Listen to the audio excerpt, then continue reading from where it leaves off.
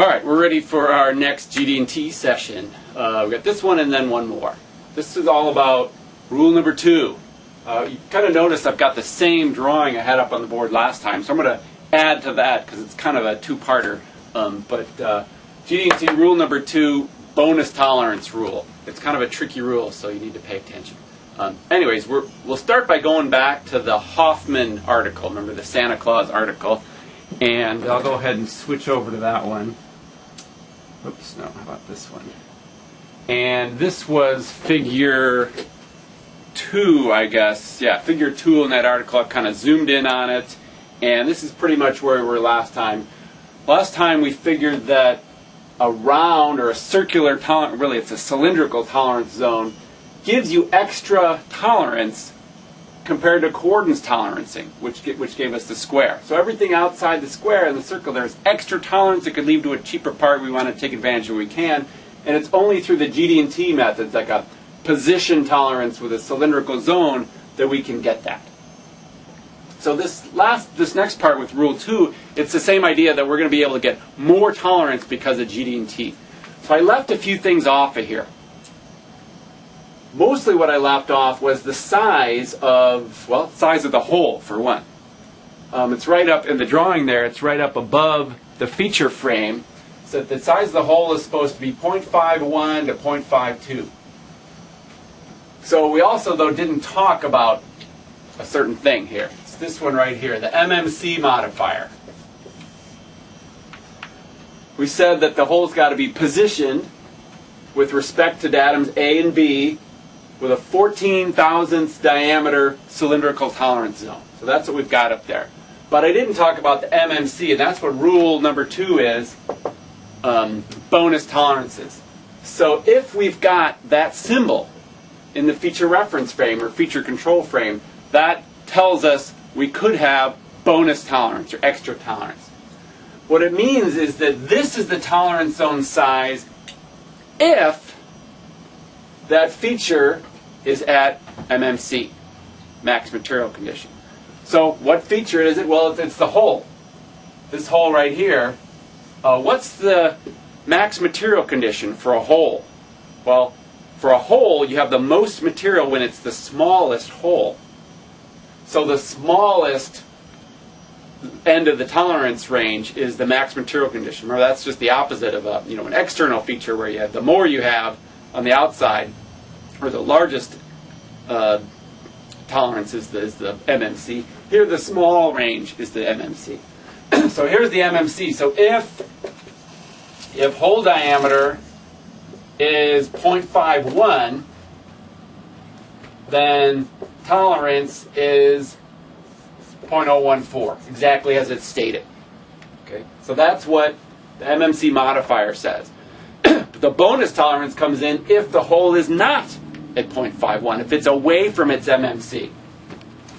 So if hole is, say, right in the middle there, 0.515, then to the extent that that hole deviates from MMC, in this case it's 5 thousandths away from MMC, that much gets added to your tolerance amount. So since this hole is 5 thousandths away from MMC, we add. The tolerance is 14 plus 5, or 19 thousandths in size. So even though we keep the same reference up here, that means we've now got 19 thousandths. That's a bigger circle. And it adds all that extra tolerance onto there. So we kind of see that, I guess it's figure 4 is showing how much total tolerance we could have. In fact, what would be the largest tolerance? The largest tolerance would be if that hole was all the way at the other end at 0.52. Right? That would be 10 thousandths away from MMC, and then that would give us a tolerance of 0.024. So that would be the maximum zone. So really it's saying that we could have up to a 0.024 thousandths tolerance zone. That's a lot more than we got originally. Now, how is this all possible? How are we just able to allow bonus tolerance? Well, if you think about how parts go together, if the hole is bigger, it means we've got more room for the mating part to fit in, right? So if the hole is bigger, away from its MMC, the location of the hole, we have more leeway in it, more slop in some sense, or more tolerance. It could float around a little bit, and it'll still match up with whatever the mating part is. The more it's away from MMC, the more we can allow it to float, and a bigger tolerance zone we can give it. All the way up to the max, 0.024, in terms of the, if it's at the least or the lowest material condition. So that's what we've got in the figure 4 here, is a total, here we go, the total tolerance zone of 0.024 whenever the part is at LMC. That's kind of what this little L with the circle around it is supposed to say. When the part is at the least material conditions, it's at 0.024, and at the max material conditions, it's at 0.014. So that's what the feature reference says. It's at 0.014 tolerance at MMC. Bonus tolerance exists as we move away from MMC. That's rule number 2, bonus tolerances. Manufacturing loves bonus tolerances. It means we can make that part cheaper. All right? So the rest for rule number 2 here, we can see it more in page 25. Says rule number 2, and it's actually a little funny the way it's worded. The way rule number 2 is worded, it says that RFS applies unless you have a symbol there. RFS is regardless of feature size.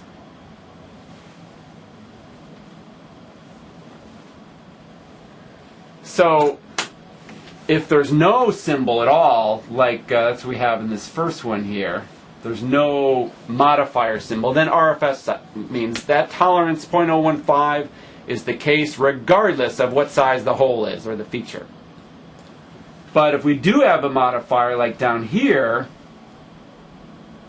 the tolerance zone does depend on the size of the feature. And so that's kind of the full bonus tolerance that Rule 2 comes up with. So we don't even really get to that for another page or two on the notes. It kind of explains that, well, these are the features that we can have MMC modification to. So these controls or these tolerances can be applicable to size features, and we have RFS unless modified by MMC. These things here, it says, are always, these are always RFS, these guys in the bottom next here. So they don't really have a relative datum that we would compare it to. All right, so let's move down. Actually, this kind of corollaries to Rule 2 have to do with the pitch diameter and virtual conditions, and we won't go over that too much. But here's where MMC is really spelled out. The MMC of a hole or the MMC of a shaft, and of course those work a little differently. And then that next page, 28, is really this example that I'd want to show. So in this example, we've got 2 pins on the left, 1 inch apart. That's kind of the basic dimension, and then same as the holes. The holes are supposed to be 1 inch apart. 2 pins are 1 inch apart. 2 holes are 1 inch apart. Now, the size of the pins, let's say the pins are supposed to be, we'll put a little arrow here, somewhere between 0.4 and 0.5. And then the holes, they're supposed to be, well, they've got to be bigger, right? They've got to be bigger than the pins. So say the smallest hole, 0.505 and to 0.605.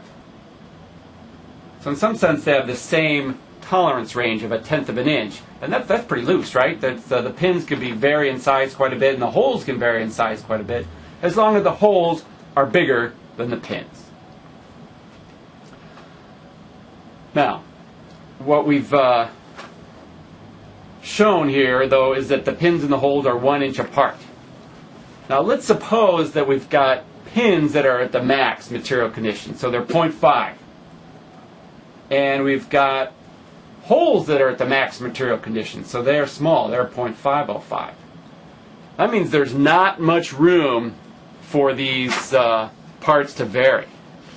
Right? We've only got, well, in terms of the 1 inch apart, it can't move apart much before these things will interfere. So we have to decide, well, are we really going to be careful in terms of what size the pins in the holes are? What about the distance apart from the holes and the distance apart from the pins? Do we have to make it exactly 1.0? Well, we should make it pretty close to 1.0 only if those pins and holes are at max material condition. So how we specify in that drawing, we could say, well, this pin, let's call that datum A.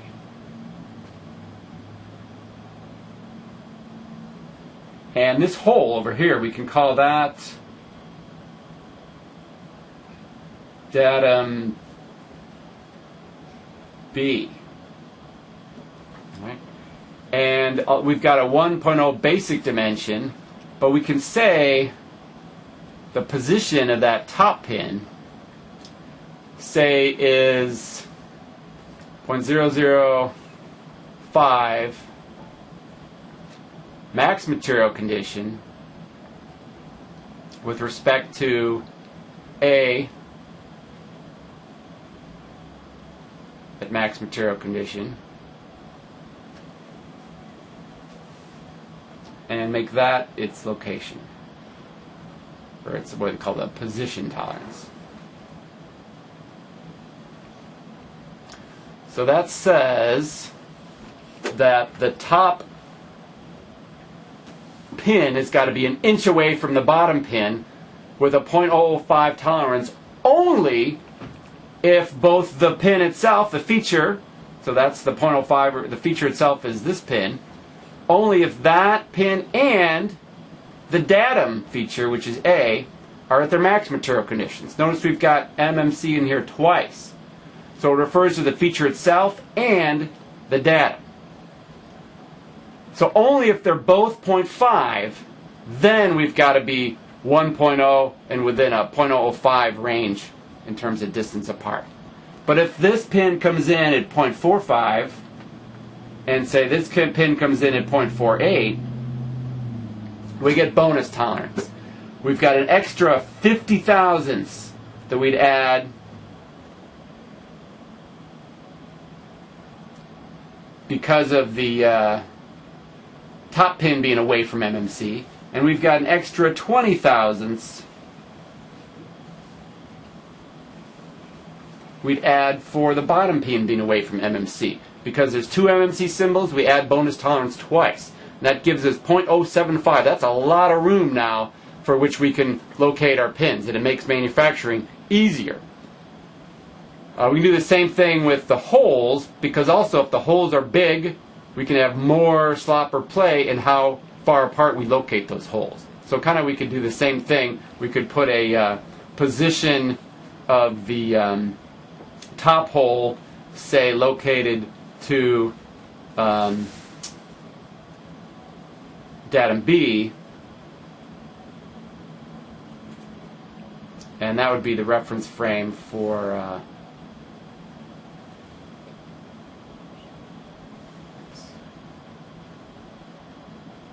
the holes. Those are, yeah, those may also be diameter tolerance zones as well. So anyways, that's kind of how bonus tolerance works. That's rule 2, that we can always add to the tolerance zone if we've got a modifier, like an MMC modifier. LMC is much less frequently used, so we almost always see MMC because it deals with parts fitting together, and they don't fit together if there's too much material there. So the max material condition is almost always the condition you see. And it really adds, or can add, to manufacturing tolerances, and it makes sense because that's the way parts really fit together. Alright, so I'm going to call that rule number 2 and the bonus tolerance rule, and we'll go ahead and close out this session. We'll see you for one more.